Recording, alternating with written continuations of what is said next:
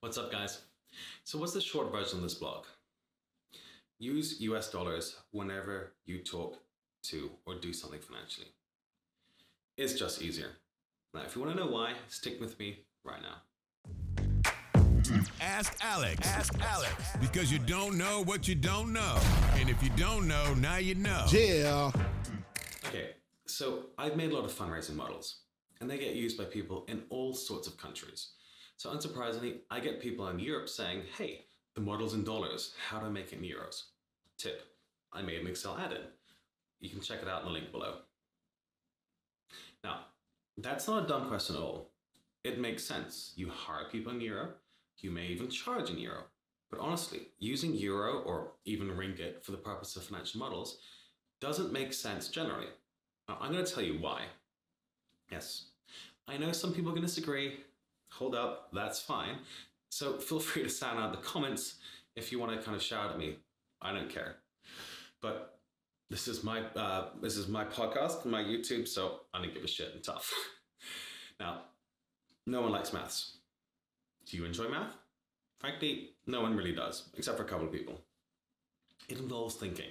Thinking is always bad. So what do you think is going to happen when you're a founder in Malaysia and attempt to offer your potential head of marketing a 30k ringgit salary? She's going to say, what's that funny money mean? Can you say that in something I understand?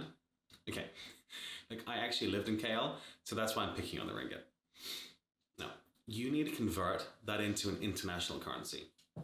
If you say dollar, pound, euro, then it's just like a 10, 20%, whatever difference.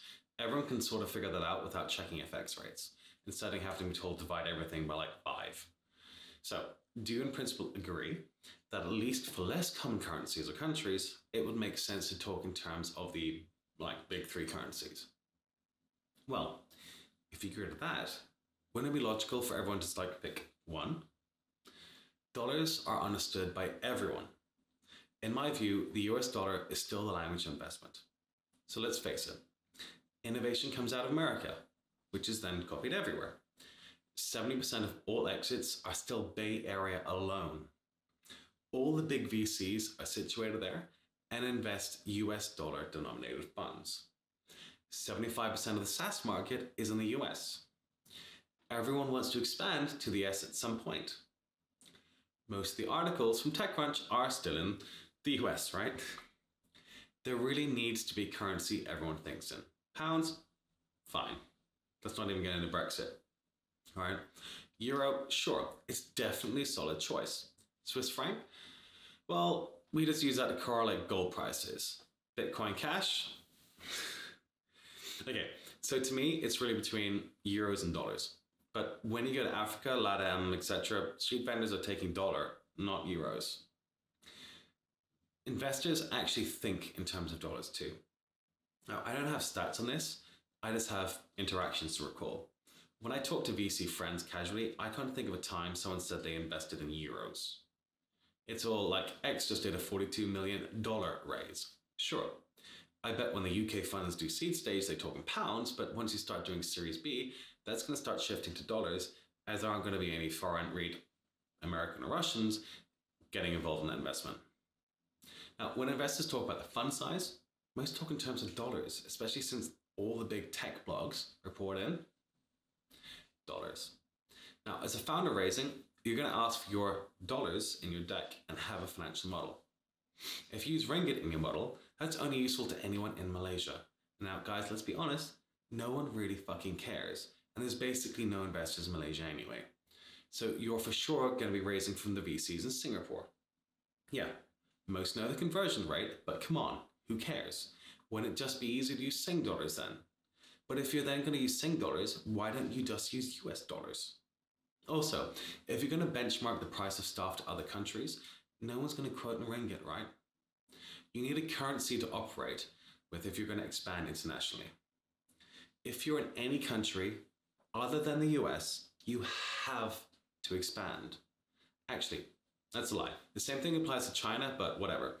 They're the only contiguous land masses where you get to unicorn land in one country. For everyone else, you're hiring for a head of international around Series A time, right?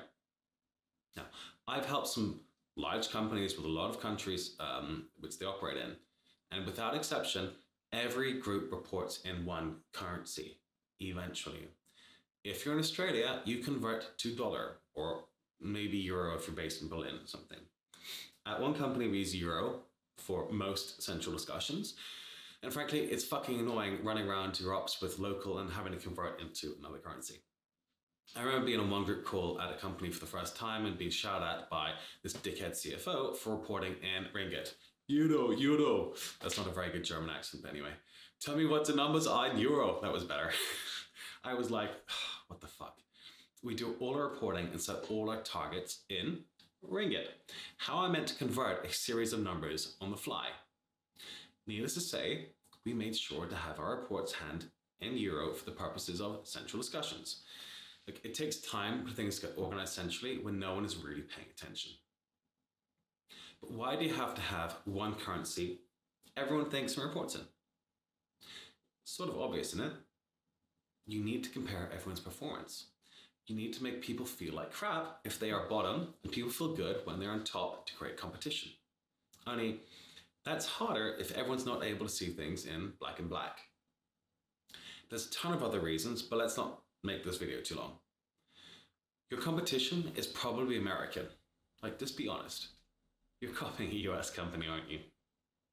Okay, maybe you are actually doing something innovative for once, but fine. Who are your competitors? Or who's going to buy your company? They're all American. Do you know what currencies Americans use? Dollars. No one knows how to really price product, right? You sort of look at what everyone else is doing. You look at like who's a bit like you, and then you copy them. Then after a while, you mess about and see if you can charge more or need to charge less, which is super scientific, right? But who are you really going to be benchmarking against? The Americans, yes? Look, hey, if you're selling to America, what currency are you putting on your website? Or actually, are you even focused on America? But regionally, you need to have one currency unless you're a bit fancy and you've got geolocation to dynamically change your prices. So what currency are you using? You're not picking Indonesian rupiah, are you? There's just way too many zeros to manage, right? Everyone has a goal to raise in America eventually. Captain Obvious, reporting for duty. Every founder has a goal to raise from some big US VC at some point. Other than maybe China, but like the Yanks have got like Kleiner Perkins and all these other local funds there too. So what happens when you raise in America? Yeah, they think in dollars. So sure, you're going to have to set up a Delaware C Corp, etc., but no one really cares. You think it's easier to raise large amounts at higher valuations from smart money? So like, would everyone like to do it? You're going to spend a month making a model now. Wouldn't it just be easier to do it in dollars now than have to go through a massive pain reformatting the bloody thing into dollars in a couple months' time? Yeah. Okay, so what are the exceptions? There are always exceptions to the rule, which I'm sort of making up. It's my rule, Alex's rule. Call it coined right here. Alex's rule of dollars, whatever. Now, in short, it can make sense at the very early days when you're doing angel. If you're doing angel around the UK, like, you know, all the angels basically only care about this whole SEIS, EIS tax incentive thing, which in the words of one guy is totally fucking addicted to. They want their allocation and they give reports in pounds. So you should use pounds in your deck at least. All right. Yes, I think it's okay to do your model in the US, but your deck for tax purposes should be in pounds.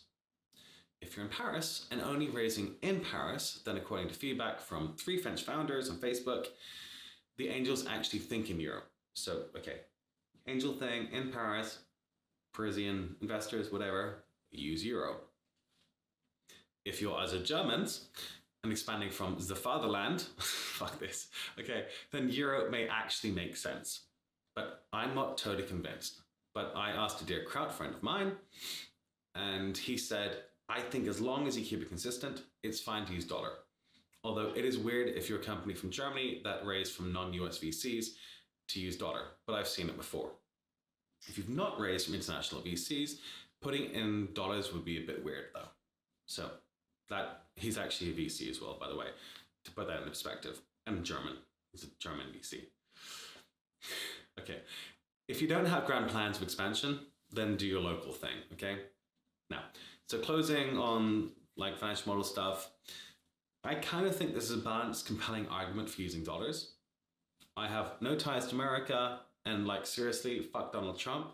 So I don't really care. I'm just saying, right? So just a few thoughts on why I build financial models in dollars. Okay, there is no way to reformat currencies very easily. You'd think there is, there's not, okay? I have made a tool that can convert all 50Folds models into one of 17 different currencies, and you can get it on my blog. It's the 50Folds Excel productivity add-in. Dude, it was fucking hard to make. It took me ages, and I had 3 people to help build it.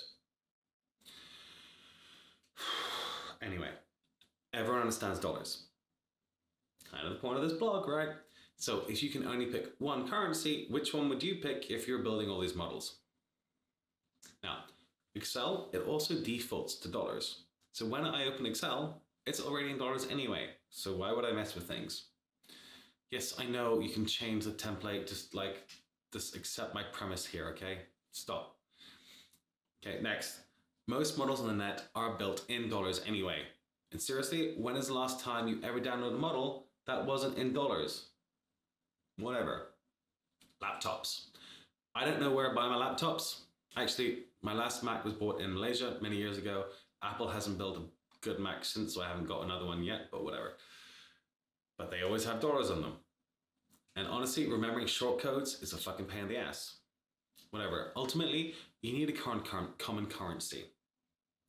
If you've got scaling ambitions, like I said, if you want to piddle around in some little asshole country, feel free to do whatever.